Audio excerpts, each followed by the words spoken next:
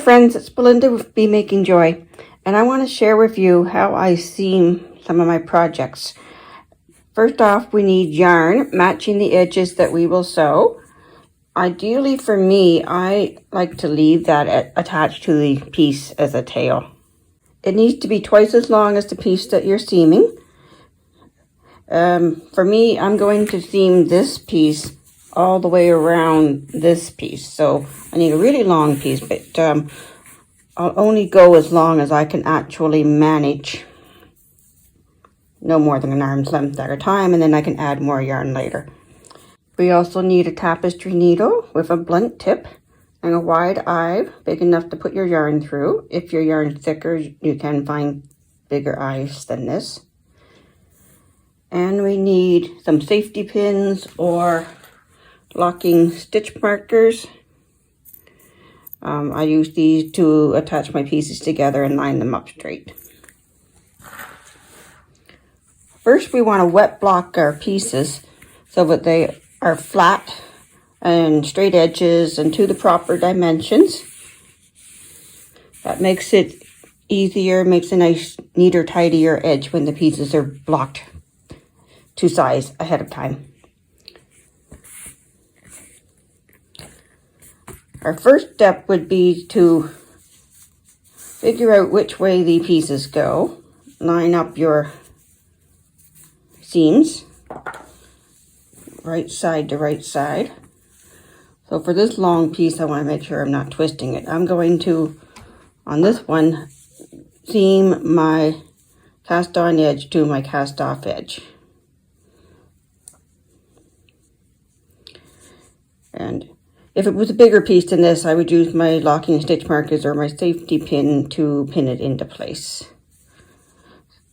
So I've got right sides together. I've got my needle on my sewing thread. And it's important to take some time to figure out where that first stitch goes so that you're keeping that edge straight. So we came from this side, we're going to go over to this side. And I go in through both legs of that cast off stitch or on, whichever it was. And the other tail's kind of in the way, but it looks like I've got the first stitch, so my edge will be lined up straight when we weave this tail in later.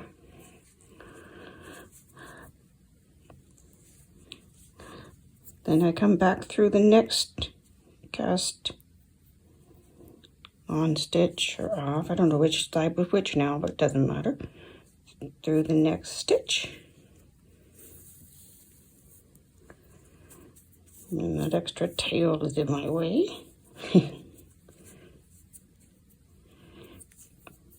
And I just go back and forth like this through those cast on and cast off stitches all the way across the project.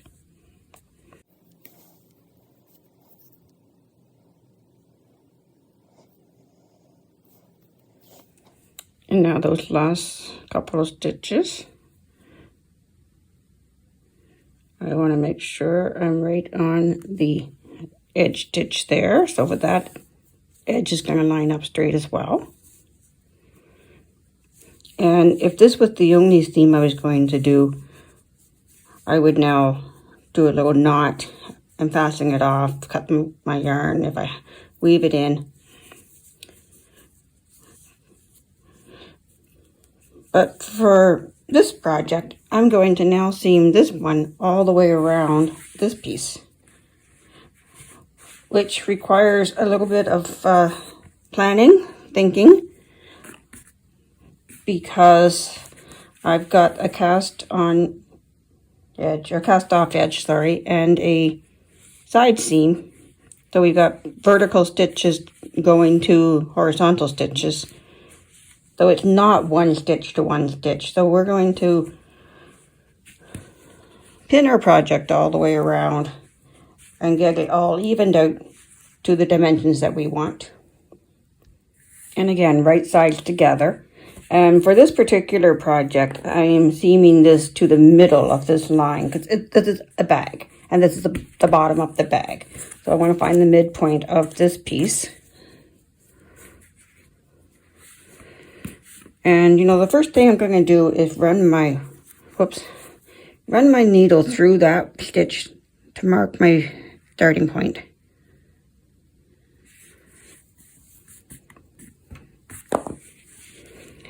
Now I'm going to get out my pins and pin it all the way around. Now many people would lie their pieces side by side, right side up, and do a mattress stitch. I'm self-taught. I taught myself, I guess it's a whip stitch. So I'm lying my pieces face together and doing my stitching on the wrong side of the fabric, so that on the inside you shouldn't see much of the stitches. The pinning into shape is like basting your sewing. It holds everything in place while you sew. And because these pieces are different stitches, different gauge, because the rows and stitch counts are not identical, one piece will need a slight bit more stretched. So that's why you're not seeing it lie flat at the corners. But I played with it and stretched everything into place. This is a bag, like I said. So as you seam the pieces, these pins will be visual cues to make sure that you're still staying even all the way around.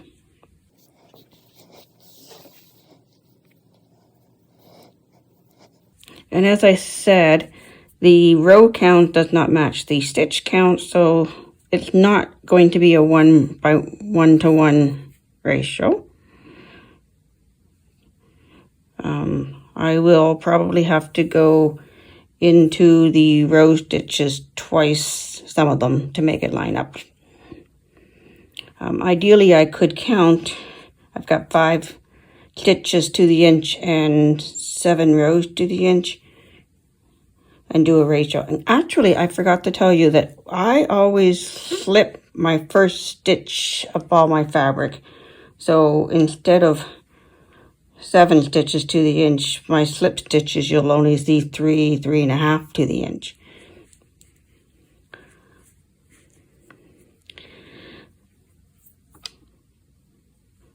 So I'm just going to whip back and forth. I'm going to make sure I get into every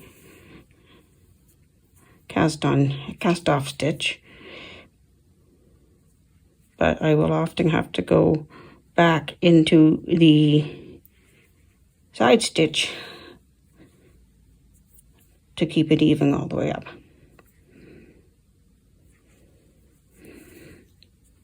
So back into the side stitch that I just came out of. But it's not an exact 2:1 ratio, so there will be spots where I'll have to skip going backwards.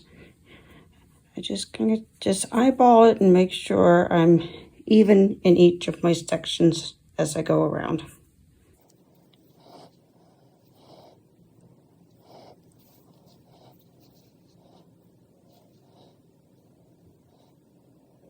And going through both legs of the stitch gives it more stability.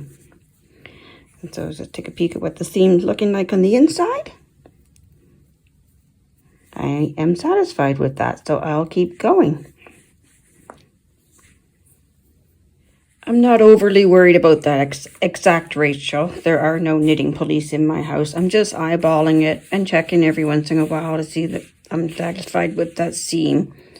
And in this piece, it might look a little messy, but that's because the variegated yarns are showing through. You're not seeing that purple yarn.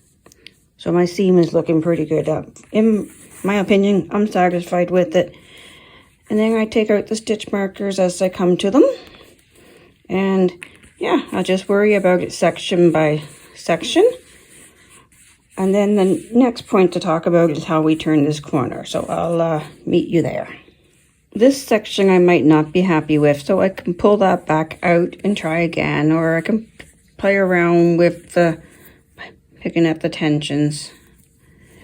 until I'm satisfied with it. Yeah, that's a loose tension. That's why it's not seaming up there. So we can adjust them.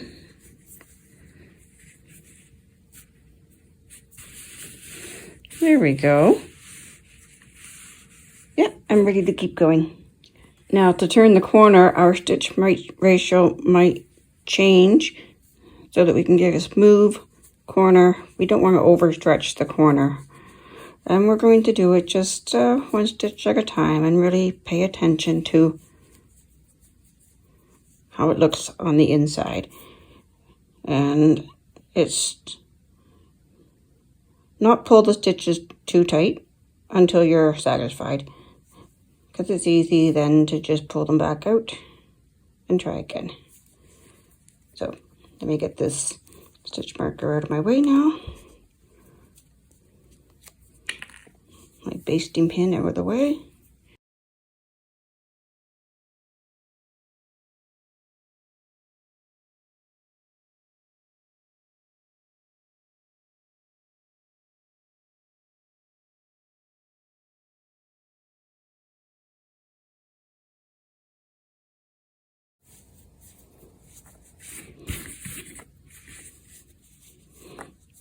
I noticed too that if I pulled it too snug, it would bunch up too much. So we want to keep it smooth all the way through the project. Just take our time, enjoy the feel of the yarn as we go. And like I said, there's no knitting police. Just do what you think looks good.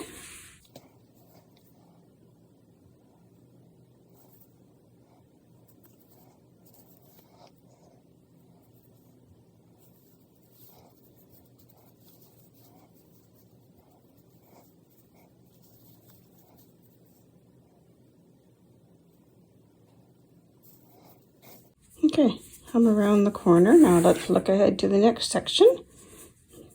Make sure it still lines up smoothly.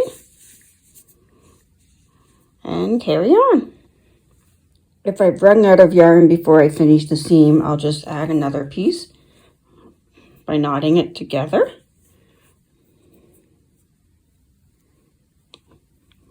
Get both those tails in there.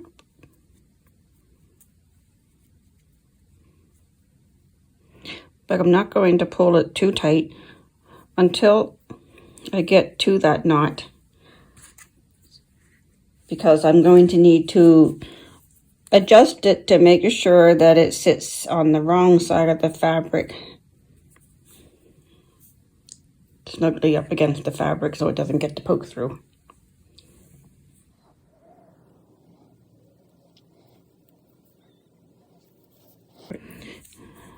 But I have to work that knot carefully through each stitch.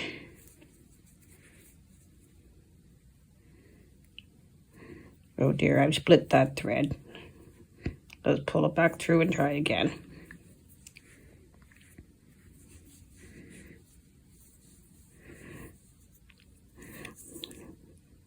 So I definitely want to make sure I'm not splitting the yarns. I want to get cleanly through the stitch so that the knot can actually follow me through.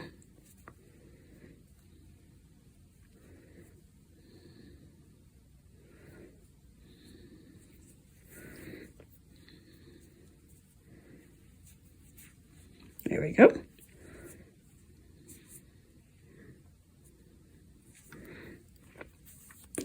Gently work the knot through each stitch until we're up to the point where the knot can be adjusted to sit snugly against the fabric.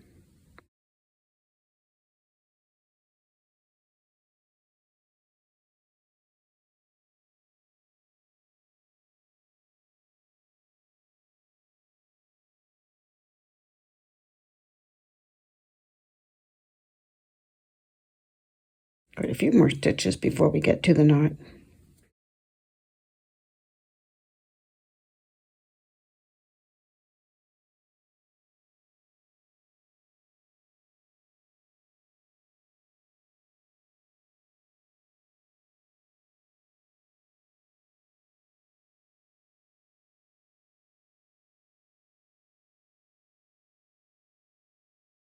Getting all those tails to come through so that nothing peeks on the outside.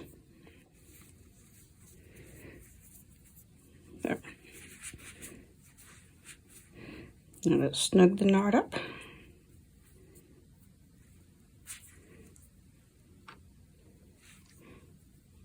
And make sure that stays on that side of the fabric as we go through for the next stitch. Not bring any of the tails with it.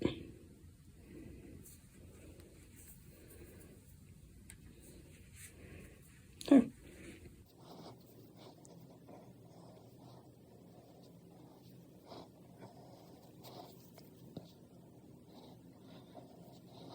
This piece is actually going to end at this corner.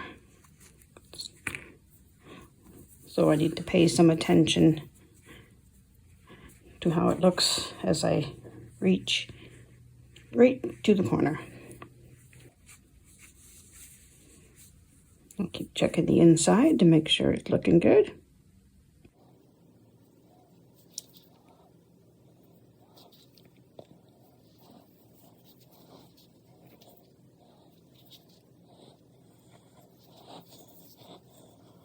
Extra attention right at the corner.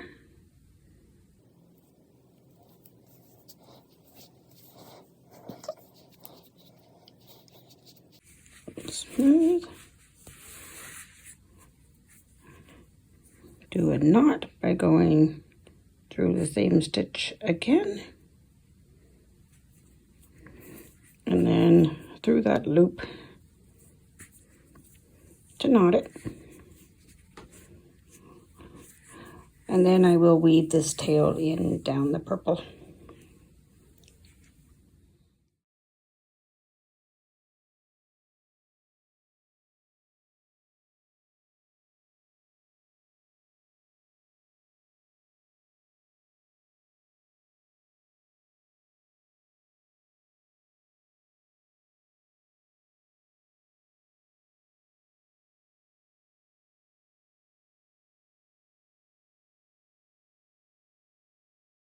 So I'll trim this, I'll weave in this tail and call that side done. And then we'll come back and join a new piece of yarn to do up the other side. Okay, got another arm's length piece to start the other side. Thread it on our needle.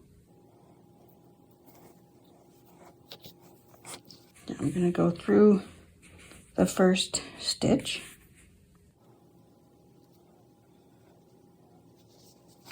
And if I can't see the needle through it, I know that's going to be a good stitch. So let's pull through to the tail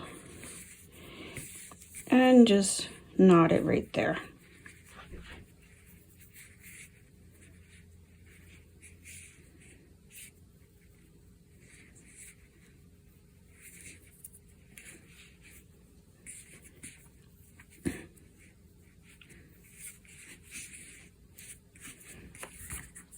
And then we'll work this side the same as the first. So there's that edge finished. All the way around we were joining a vertical edge to a cast on edge. So I will come back with another project to show joining a vertical edge to a vertical edge. But in the meanwhile, if you're interested in this project, it's linked down below. This is my Stadium Sit-a-Pong pattern. It's a cushion cover carrying case. It's the handle strap. So I have another panel to join onto the back side. So it's sized to carry a pillow, a cushion seat. Take it to the stadium with you. The pattern has several different balls, a basketball, a soccer ball. This is a dodgeball for my daughter. Baseball. And they also have a football and a pair of hockey sticks. So the pattern includes all of those graphs with it.